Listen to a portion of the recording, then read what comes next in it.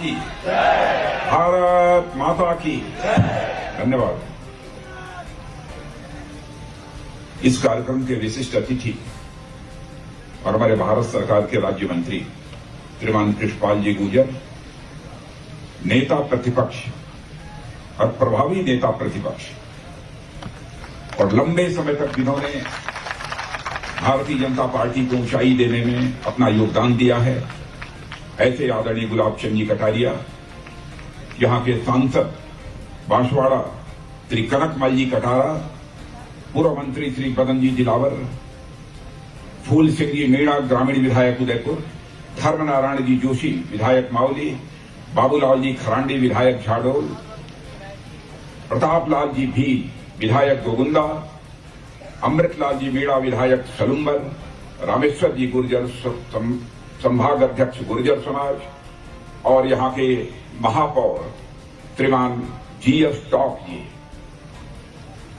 और यहां पर मौजूद मेरे सभी सम्मानित बहनों एवं भाइयों, सबसे पहले तो मैं आप सबका अभिनंदन करना चाहता हूं कि चिलचिलाती हुई धूप होने के बावजूद भी पन्ना भाई को अपनी श्रद्धांजलि अर्पित करने के लिए आप सब इतनी बड़ी संख्या में यहां पर मौजूद हैं।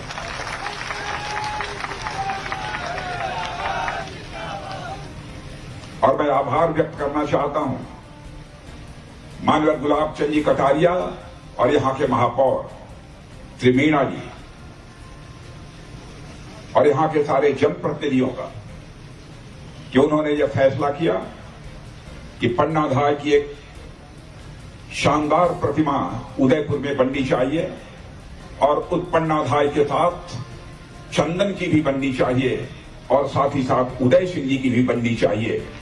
और आज जब मैंने देखा यह भव्य प्रतिमा, तो मैं कह सकता हूं मेरे बहनों भाइयों कि मैंने पन्ना धाय की ऐसी प्रतिमा हिंदुस्तान में कहीं नहीं देखी है जो मैंने उदयपुर की धरती पर देखी।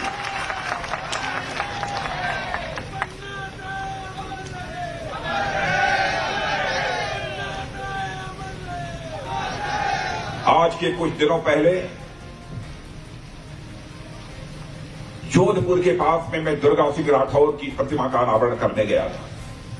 स्वामी भक्ति के मामले में दुर्गा सिंह राठौर की का कोई जवाब नहीं है। मैं बहुत विस्तार में जाकर उनके बारे में कोई यहां चर्चा नहीं करना चाहता।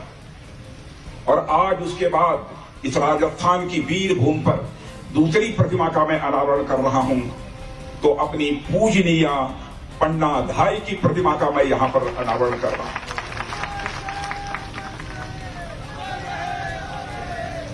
और मैं इसके लिए धन्यवाद देना चाहता हूं आदरणीय गुलाब चंद जी कटारिया को। जून में ही उन्होंने मुझसे कहा था कि पन्ना धाय की प्रतिमा का अनावरण करना है और हम लोग चाहते हैं कि आपके ही हाथों से पन्ना धाय की प्रतिमा का अनावरण होना चाहिए। 3-4 तारीखें तय हुई, बराबर तारीखें टलती रही। वह कटारिया जी के कारण तारीखें नहीं टलती रही, बल्कि हमारी व्यस्तता के कारण वह तारीखें टलती रही। लेकिन कटारिया जी ने भी ठान रखा था कि मैं इसका लोकार्पण यदि किसी के हाथों कराऊंगा तो राजनाथ सिंह के हाथों कराऊंगा। और मैंने भी तय कर लिया था कि चाहे जितनी भी बाधाएं आए, इस पूजनीय पन्ना धाय की प्रतिमा का अनावरण करने के लिए मैं ही जाऊंगा उस उदयपुर की धरती पर। और आज मैं आप सबके सामने यहां पर मौजूद हूं। बहनों भाइयों, साम्राज्यों को, सम्राटों को तो सभी याद करते हैं, लेकिन साम्राज्य और सम्राट या किनके कारण अस्तित्व में आए हैं, इन साम्राज्यों को बनाने में किन किन लोगों का कितना बड़ा योगदान है, शायद लोग इस बात को भूल जाते हैं। याद किया जाना चाहिए जिन्होंने अपना बलिदान देकर अपने कलेजे को तलवारों की नोक पर रखकर साम्राज्य बनाया है। बहनों भाइयों, पहले अभिनंदन किया जाना चाहिए, तो उनका अभिनंदन किया जाना चाहिए। और यही भाव मेरे मन के अंदर था, इसीलिए मैंने कहा कि पन्ना धाय की प्रतिमा का अनावरण करने के लिए मैं स्वयं वहां जाऊंगा। और मैं तो सचमुच अपने को मैं सौभाग्यशाली मानता हूं कि आज पूजनीय पन्ना धाय की प्रतिमा का अनावरण मेरे हाथों के द्वारा हो रहा है। किसी को यह लग सकता है कि सार्वजनिक सभाओं में नेता बढ़ा चढ़ाकर कोई बातें बोल रहे हैं, लेकिन बहनों भाइयों, आज जो मैं बात आपके सामने बोल रहा हूं, बढ़ा चढ़ाकर नहीं बोल रहा हूं, ये हमारे हृदय की आवाज है जिसे मैं आपके सामने प्रस्तुत कर रहा हूं। किसी विदेशी लेखक ने कहा है कि राजस्थान हिंदुस्तान नहीं, दुनिया की एक ऐसी धरती है जिस धरती की धूल यदि बनी है तो वहां के वीरों और वीरांगनाओं की हड्डियों से राजस्थान की धूल बनी है। बहनों भाइयों, यह किसी ने कहा है और इसको सहज रूप से राजस्थान के वीर गाथा के पन्नों को पलटकर कोई देखे, इसे स्वीकार करेगा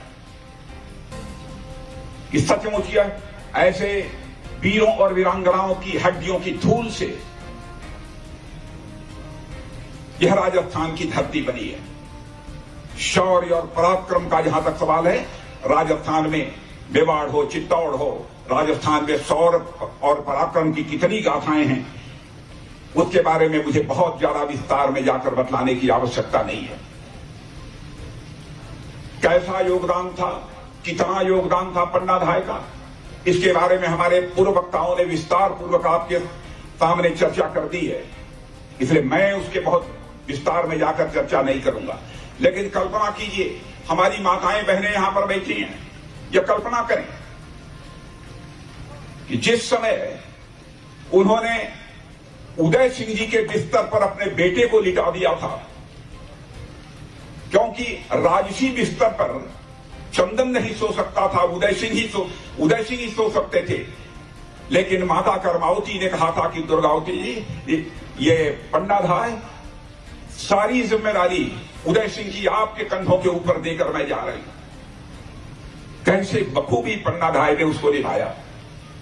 उदय सिंह के राजसी बिस्तर से उदय सिंह को हटाकर कि कहीं यह बलवीर आकर उदय सिंह की हत्या न कर दे, क्योंकि राजसी बिस्तर पर ही कोई सोया होगा तो राजकुमार ही सोया होगा और उदय सिंह की वह हत्या कर देता, इसलिए उदय सिंह के स्थान पर इन्होंने अपने बेटे चंदन को लाकर सुला दिया। और जब बनवीर आता है और बनवीर पूछता है यह कौन है, वह बिल्कुल मौन रहती है, कोई जवाब नहीं देती हैं। बनवीर यह अनुभव कर लेता है, देखकर उसे विश्वास हो जाता है राजसी बिस्तर पर ही कोई सोया है तो उदय सिंह ही होंगे और कोई दूसरा नहीं हो सकता है। और वहां चंदन सोया था, चंदन के 2 टुकड़े कर दिए, सिर धड़ से उनका अलग कर दिया। लेकिन इसमें महत्वपूर्ण बात है जिसकी तरफ हम लोगों का ध्यान जाना चाहिए, वही उस 4 पाई के पैताने पर पन्ना धाय बैठी थी, मां पन्ना धाय। उनके आंखों में आंसू की बूंद नहीं देखने को मिली। बहनों भाइयों, उन्होंने सोचा कि यदि हमारे आंखों में यदि आंसू की बूंद यदि आ गई और देख लिया बनवीर ने, तो कहीं उसको यह संदेह न हो जाए कि यह यहां पर लेटा हुआ उदय सिंह है अथवा चंदन है। बहनों भाइयों, उस माता ने अपने आंखों में आंसू तक नहीं आने दिया। अपने कलेजे को किस तरीके से अपने तलवार की नोक पर उसने रखा होगा, जैसे कोई कलेजा अपनी तलवार की नोक पर रखे, वैसे ही पन्ना धाय ने, बहनों भाइयों, अपने कलेजे को उस तलवार की नोक पर रखा। या कोई कल्पना नहीं कर सकता। आज यदि पन्ना धाय न होती तो मैं कह सकता हूं न महाराजा उदय सिंह जी होते, न महाराणा प्रताप होते। बहनों भाइयों, इस सच्चाई को भी हमको स्वीकार करना है। जिनका नाम बहुत गौरव के साथ, जिनका नाम हम बहुत सम्मान के साथ हम सभी लोग लेते हैं, कैसे बहादुर लोग हैं, कैसे इन लोगों ने मेवाड़ और कुछ महाराजाओं ने चित्तौड़ जैसे साम्राज्य की रक्षा की और भारत का मस्तक उन्होंने सारी दुनिया में ऊंचा करने का काम किया है। बहुत सारी ऐसी गाथाएं हैं जिसे आपके सामने मैं प्रस्तुत कर सकता हूं। और बहनों भाइयों, मैं यह भी कहना चाहूंगा कि पन्ना धाय जी यह गुर्जर समाज की, ठीक है, गुर्जर माता की कोख से पैदा हुई हैं, लेकिन मैं कहना चाहता हूं पन्ना धाय केवल गुर्जर समाज की नहीं है, पूरे भारत की माता है पन्ना धाय, पूरे भारत की माता है। बहनों भाइयों, उनको इस रूप में हम सबको लेना चाहिए। मैं यह आप सबसे अनुरोध करना चाहता हूं। एक से एक हस्तियां यहां पर पैदा हुई हैं। हाड़ा रानी को भी मैं याद करता हूं, कैसा कलेजा था। उनका पति रतन सिंह जी युद्ध के लिए जा रहे थे, नई नई शादी हुई थी और उन्होंने हाड़ा रानी से कहा कि हमें कोई अपना ऐसा चिन्ह दे दीजिए, कोई निशान दे दीजिए ताकि आपकी याद आए तो मैं इस निशान को मैं देख सकूं। देश के प्रति, राष्ट्र के प्रति, अपनी धरती के प्रति जो कर्तव्य परायणता थी, हाड़ा रानी ने कहा कि नहीं जाइए, जो निशानी आप चाहते हैं वह निशानी आप तक पहुंच जाएगी। और बहनों भाइयों, जब युद्ध करने के लिए रतन सिंह जी जब जाते हैं तो हाड़ा रानी एक थाली में अपना सिर धड़ से अलग करके वह सिर थाली में रखकर वह रतन सिंह जी के पास भेजती हैं।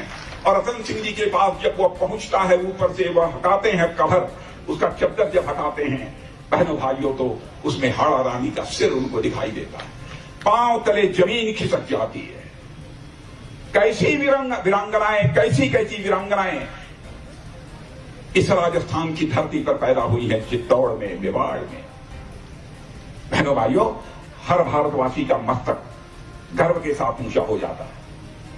एक से एक घटनाएं ऐसे ही। अब आप कल्पना करिए, हमारे यहां कहा गया है पुत्र कुपुत्र हो सकता है, कुपुत्रो जाए क्वचिदपि कुमाता न भवति। पुत्र कुपुत्र हो सकता है लेकिन माता कुमाता नहीं हो सकती है, यह हमारे यहां कहा गया है। लेकिन पन्नाधाय ने इस बात की भी चिंता नहीं की, वो अपने बेटे का बलिदान दे दिया। मैं समाज में कुमाता कहूं या कहीं जाऊंगी, इसकी भी पन्नाधाय ने कोई परवाह नहीं की, क्योंकि हमारी जानकारी में प्रत्यक्ष हमारे आंखों के सामने हमारे ही कलेजे के टुकड़े के 2 टुकड़े किए जा रहे हैं। कुमाता होने की भी उन्होंने चिंता नहीं की, क्योंकि उनके सामने एक ही लक्ष्य था कि यह मेवाड़ साम्राज्य सुरक्षित रहना चाहिए। मेवाड़ साम्राज्य का शासन ऐसे व्यक्ति के हाथों में नहीं जाना चाहिए जो दुराचारी हो और जनता को कष्ट देने वाला हो, अत्याचारी हो। ऐसे बनवीर के हाथों में नहीं जाना चाहिए। यही तड़पंथी पन्नाधाय की बहनों भाइयों, जिन्होंने कि कुमाता होने के कलंक को भी बर्दाश्त करने की हिम्मत उन्होंने बांधी थी। आज पन्नाधाय को कोई कुमाता नहीं कह सकता। पन्नाधाय हम सब के लिए एक आदर्श है। और मैं समझता हूं पन्नाधाय की गाथाओं को तो सारे देश भर में पाठ्य पुस्तकों में बच्चों को पढ़ाया जाना चाहिए कि पन्नाधाय कौन थी और उनका बलिदान कैसा था, यह पढ़ाया जाना चाहिए। और वैसे ही कई एक घटना मैं देख रहा था, जोधपुर की है और खेलजड़ी जगह है, मुझे बताया गया। यहां पर जोधपुर के महाराजा के नए भवन के लिए खेजड़ी के हरे भरे पेड़ काटे जा रहे थे।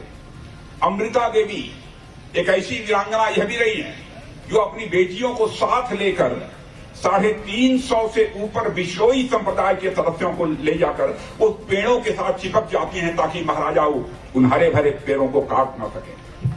पेड़ काटने वालों से कहती हैं कि अगर पेड़ कटेगा तो उससे पहले हम कटेंगे, अन्यथा सभी वापस चले जाओ। यह कहते हुए अमृता जी ने अपना बलिदान दे देने का काम किया था। बहनों भाइयों, यह करिश्मा भी है तो राजस्थान की धरती का ही करिश्मा है, यह करिश्मा है तो राजस्थान की धूल का ही करिश्मा। एक सी वीरांगनाएं इस धरती पर पैदा हुई हैं। कितनी बातों की मैं चर्चा करूं, लेकिन आज मैं यह भी कहना चाहता हूं मेरे बहनों भाइयों, ये वीरांगनाओं, यह सारी वीरांगनाएं, सारे वीर जिन लोगों ने भी अपना बलिदान दिया है, वो हमारे लिए सभी प्रेरणा के स्रोत हैं। मैं जब देख रहा था यहां पर कैसी कैसी विभूतियां यहां पर पैदा हुई हैं, तो मैंने कहा कि परमात्मा ने बहुत सोच समझकर राजस्थान की धरती को चुना है, जहां पर कि ऐसे ऐसे वीर पैदा हुए। अद्भुत पवित्र धरती है। पन्नाधाय को किसने बनाया होगा, किसने उन्हें सिखाया होगा कि जरूरत पड़ने पर अपना कलेजा भरी निकाल कर रखना पड़े तो पीछे नहीं हटना चाहिए। हाड़ी रानी को किसने बनाया होगा, किसने सिखाया होगा हाड़ी रानी को कि जनता और साम्राज्य पर संकट आन पड़े तो अपना मोह खत्म करने के लिए खुद को भी खत्म कर देना चाहिए? यह किसने सिखाया होगा? मीराबाई को किसने सिखाया होगा कि इतने विशाल साम्राज्य के ऐश्वर्य, वैभव और सुख विलास को ठोकर मारकर श्री कृष्ण के चरणों में जाकर वह बसे? कहते हैं कि मीराबाई श्री कृष्ण के दर्शन के लिए मंदिर जा रही थी। पुजारी ने उन्हें द्वार पर ही रोक लिया और कहा, स्त्रियों का प्रवेश मंदिर में वर्जित है, अलाउड नहीं है। मीरा ने कहा, पुरुष तो वह केवल एक है, परम पिता परमात्मा, और आत्मा तो स्त्री होती है, तुम भी पुरुष हो क्या? पुजारी भौचक रह गया, उससे कोई जवाब देते हुए न बना। यह सब किसने सिखाया मीराबाई को? यह सब उनके विश्वास की ही ताकत थी, उनके संकल्प की ताकत थी, और राजस्थान की मिट्टी का करिश्मा था बहनों भाइयों। यही से उन्होंने यह प्रेरणा ली थी। ऐसी कई घटनाएं, किन किन घटनाओं की मैं आप सबके मैं सामने चर्चा करूं, लंबा समय लगेगा। आज यह सब बड़ी बड़ी, चाहे पन्नाधाई हो, चाहे हमारी दुर्गा सिंह राठौर हो, महाराणा प्रताप हो, बहुत सारे ऐसे वीर लोग हैं। किन किन लोगों की मैं नामों की यहां पर चर्चा करूं? यह सब हम सबके लिए प्रेरणा के स्रोत है। और बहनों भाइयों, हम लोगों को भी संकल्प लेना है। हमको भारत को एक सशक्त भारत बनाना है, भारत को एक ताकतवर भारत बनाना है। और मैं भारत का रक्षा मंत्री होने के नाते मैं कहना चाहता हूं, भारत अब कमजोर भारत नहीं रहा है, भारत अब दुनिया का ताकतवर देश बन गया है।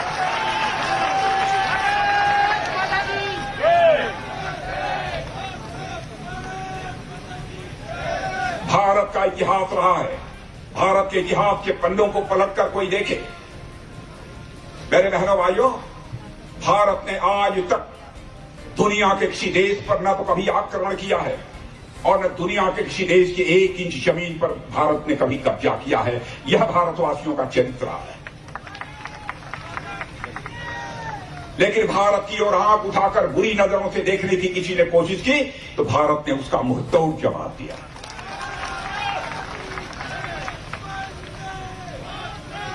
और आज भी मैं आपको बतलाना चाहता हूं, भारत की ताकत पर विश्वास रखिएगा। आपने देखा पाकिस्तान से 2 आतंकवादी आकर, तब मैं भारत का गृह मंत्री था, हमारे पैरामिलिट्री फोर्सेस के जवानों के का कातिलाना हमला कर दिया। उरी और पुलवामा की घटना से आप सभी परिचित हैं। बहनों भाइयों, उस घटना की मैं चर्चा करता हूं, याद आता है वह दिन क्या मेरे ऊपर गुजरी थी, जिस समय की शहीद हुए अपने पैरामिलिट्री फोर्सेस के जवानों के शव को लेकर मैं कंधे पर चल रहा था काश्मीर। लेकिन उसके बाद आपने देखा कि हमारे प्रधानमंत्री ने, कैसा बहादुर प्रधानमंत्री, 56 इंच के कलेजे का प्रधानमंत्री,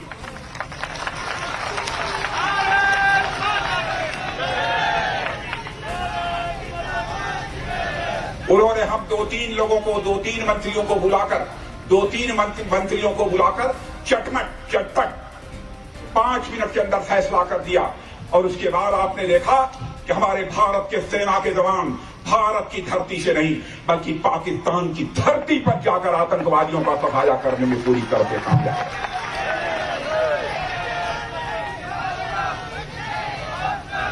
यह है भारत की ताकत। भारत दुनिया के सभी देशों को अपना परिवार मानता है। भारत दुनिया का अकेला देश है जिस देश के रहने वाले ऋषियों और मनीषियों ने भारत की सीमा में रहने वाले लोगों को ही अपने परिवार का सदस्य नहीं माना है, बल्कि विश्व की धरा पर रहने वाले सारे लोगों को अपने परिवार का सदस्य मानते हुए वसुधैव कुटुंबकम का संदेश सारे विश्व को, यदि किसी देश की धरती से गया है तो हमारे और आपके देश की धरती भारत से गया है। मेरे बहनों भाई, the whole world is a family, Bharat की धरती से गया। इसीलिए हम लोगों ने आज तक दुनिया के किसी देश पर न आक्रमण किया, न 1 इंच जमीन पर हम लोगों ने कभी चिंता किया। और मैं कहना चाहता हूं, इस समय की सरकार के बारे में यकीन रखना मेरे बहनों भाइयों, यकीन रखना, भारत का मान सम्मान स्वाभिमान हम किसी भी सूरत पे झुकने नहीं देंगे। ऐसी सरकार है मोदी जी के नेतृत्व में काम कर रही है। कई ऐसी वारदातें, किन किन वारदातों की मैं आपसे चर्चा करूं। हम लोग केवल भारत में रहने वाले ही भारतीयों की चिंता नहीं करते हैं।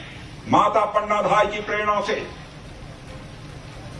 केवल भारत में रहने वाले नागरिकों की हम चिंता नहीं करते हैं, बल्कि जो भारत के नागरिक दुनिया के दूसरे देशों में हैं, उनकी चिंता करने वाली यदि कोई सरकार है तो आपकी सरकार है बहनों भाई। उनकी भी चिंता करती। आपने देखा रूस और यूक्रेन के बीच जो युद्ध चल रहा था, 22,500 से अधिक हमारे भारत के रहने वाले बच्चे वहां पर मेडिकल कॉलेज, इंजीनियरिंग कॉलेज में अन्य प्रकार की वहां शिक्षाएं ले रहे थे। माता पिता उनके परेशान थे, कहीं रूस आक्रमण करके यूक्रेन में हमारे बच्चों को न मार दे। उस समय हमारे प्रधानमंत्री मोदी जी ने फैसला किया, और यह हिंदुस्तान का कोई नेता नहीं कर सकता था। उन्होंने तुरंत टेलीफोन मिलाकर रूस के राष्ट्रपति मिस्टर पुतिन से बात की, यूक्रेन के राष्ट्रपति मिस्टर जेलेंस्की से बात की, और कहीं बीच में अमेरिका न आ जाए इसलिए अमेरिका के राष्ट्रपति बाइडेन से उन्होंने सीधे टेलीफोन से बात की। और आपको जानकर आश्चर्य हुआ, न भूतो न भविष्यति, न आज तक हुआ है न आज तक कभी होगा, यह रूस और यूक्रेन का युद्ध कुछ घंटे के लिए रोक दिया गया और हम लोगों ने 22,500 अपने नौजवानों को वहां से बाहर निकाला। बहनों भाइयों, यह है भारत की ताकत। भारत को हम आत्मनिर्भर बनाना चाहते हैं। दुनिया के दूसरे देशों पर भारत को हम नहीं रहने देना चाहते। दूसरों की कृपा पर भारत नहीं चलेगा। बहुत सारे सेना के जवान यहां पर होंगे, उनसे आपको कहानियां सुनने को मिलती होंगी। उनके हाथों में पहले जो बंदूकें हुआ करती थी, टैंक हुआ करते थे, मिसाइल्स हुआ करती थी, दुनिया के दूसरे देशों से आती थी। बहनों भाइयों, अब हम लोगों ने फैसला कर लिया है, समय निर्धारित कर दिया है, कुछ 2023, कुछ 2024, कुछ 2025, कुछ 2026। अब हम बंदूक, राइफल, गोले, बारूद, तो मिसाइल अब हम दुनिया के देशों से नहीं खरीदेंगे कुछ समय के बाद, बल्कि वह बनेगा तो भारत की धरती पर बनेगा। वह मिसाइल भारतवासियों के हाथों से बनेगी।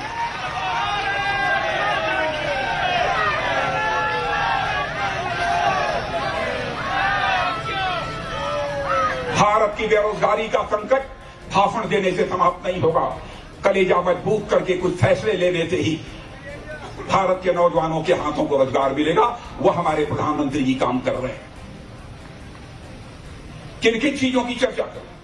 अब जैसे सबसे बड़ा बजट 1.25 लाख 1.5 लाख करोड़ का, लाख करोड़ का किसी का होता है तो रक्षा मंत्रालय का होता है। बहनों भाइयों, उसमें मैंने तय कर दिया है कि 100 पैसे में 68 पैसा की खरीद हमारी भारत की इंडस्ट्रीज हैं, भारत के जो उद्योग हैं वहां से की जाएगी, विदेशों से नहीं की जाएगी। दुनिया से अब नहीं खरीदा जाए। ऐसे कई महत्वपूर्ण फैसले बहनों भाइयों हम लोगों ने किए हैं। और जो कहा जी, मान लीजिए कोई कहता है कि हमारे पास वो टेक्नोलॉजी नहीं है, तकनीक नहीं है, आप कैसे बनाएंगे? तो हम लोगों ने कहा यदि कोई चाहता है भारत को हथियार देना बेचना तो अपनी टेक्नोलॉजी भारत को दे दे, वह आ जाए भारत पर और भारत की धरती पर ही वो अपनी फैक्ट्री इंडस्ट्री बना ले और यहीं से उत्पादन करे ताकि भारतवासियों का हाथ भी उसमें लग सके। यह सब सारे बड़े बड़े फैसले हम लोगों ने लेने का काम किया है। आत्मनिर्भरता की ओर हम लोग तेजी के साथ आगे बढ़ रहे हैं। और मेरे बहनों भाइयों, मैं यह भी कहना चाहता हूं, हम लोगों ने यह भी फैसला किया है, अमृतकाल 2047 तक समाप्त हो रहा है। सुन लेना, आप याद रखना, बहुत सारे नौजवान 2047 तक रहेंगे। फैसला किया है आज हम लोग 13,000 करोड़ रुपए का यहां से हथियार, हर वो हथियार बनाकर दुनिया के दूसरे देशों को बेचते हैं। 8 साल पहले केवल 900 करोड़ रुपए का भेजते थे। 900 करोड़ रुपया का यह सारा साजो सामान हम एक्सपोर्ट करते थे, लेकिन अब 13,000 करोड़ का कर रहे हैं। फैसला किया है कि 2047 आते आते 2.25 लाख करोड़ रुपए का हमारा एक्सपोर्ट होगा मेरे बहनों।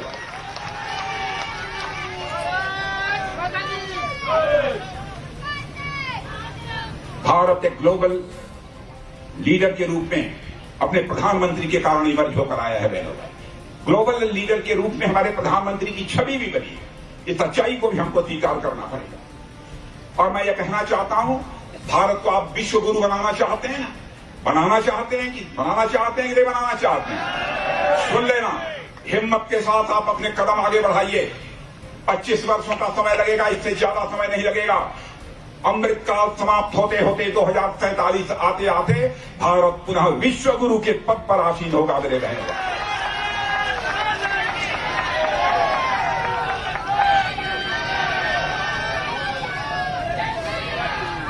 जिस धरती के माताओं ने ऐसे ऐसे लोगों को पैदा किया हो, पन्ना धाये, चंदन, उदय सिंह, राणा प्रताप, दुर्गा सिंह राठौर,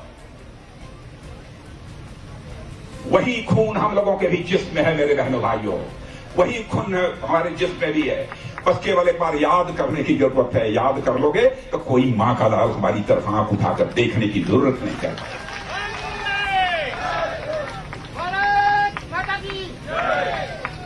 कोविड के संकट में आप लोगों को शायद जानकारी न हो, कोविड के संकट के दौरान जिस तरीके से हमारी सरकार ने, हमारे प्रधानमंत्री ने काम किया है बहनों भाइयों, आपको कल्पना नहीं होगी। आप सोचते होंगे अरे भाई सारे देशों ने किया होगा, अमेरिका जैसे दुनिया के सबसे धर्मांध देश ने नहीं कर पाया। और उसके बाद दुनिया के देशों ने, जिसमें कि अमेरिका भी शामिल है, सबने ये कहा कि कोविड के संकट के दौरान अपने नागरिकों के जान माल की रक्षा के लिए भारत ने जिस तरीके से काम किया है वैसा दुनिया के किसी देश ने नहीं किया है बहनों भाइयों। स्वयं इन लोगों ने कहा है। वर्ल्ड हेल्थ ऑर्गेनाइजेशन WHO ने भी इस सच्चाई को स्वीकार किया है। भारत तेजी से आगे बढ़ रहा है। हम सब एक नए भारत के निर्माण में अपना योगदान दें। और मैं समझता हूं कि पन्ना धाय जी के प्रति हमारी सच्ची श्रद्धांजलि, चंदन जी के प्रति सच्ची श्रद्धांजलि, उदय सिंह जी के प्रति सच्ची श्रद्धांजलि, महाराणा प्रताप के प्रति सच्ची श्रद्धांजलि, दुर्गा सिंह जी राठौर के प्रति यही सच्ची श्रद्धांजलि होगी कि नए भारत के निर्माण का हम सभी लोग संकल्प लेकर हम अपने कदम आगे बढ़ाएं। और अंत में इतना ही मैं कहना चाहता हूं बहनों भाइयों, यह पुनीत कार्य जो कटारिया जी ने और यहाँ के महापौर जी ने, कांत जी ने जो किया है, यहाँ के सभी जनप्रतिनिधि भी साथ में, इसकी जितनी भी मैं सराहना करूं कम है। इसके लिए मैं इन लोगों को अपनी तरफ से मैं हार्दिक बधाई देना चाहता हूं और आप लोगों से भी चाहूंगा एक बार तालियां बजाकर इनके इस अच्छे कार्य का एक बार अभिनंदन करें।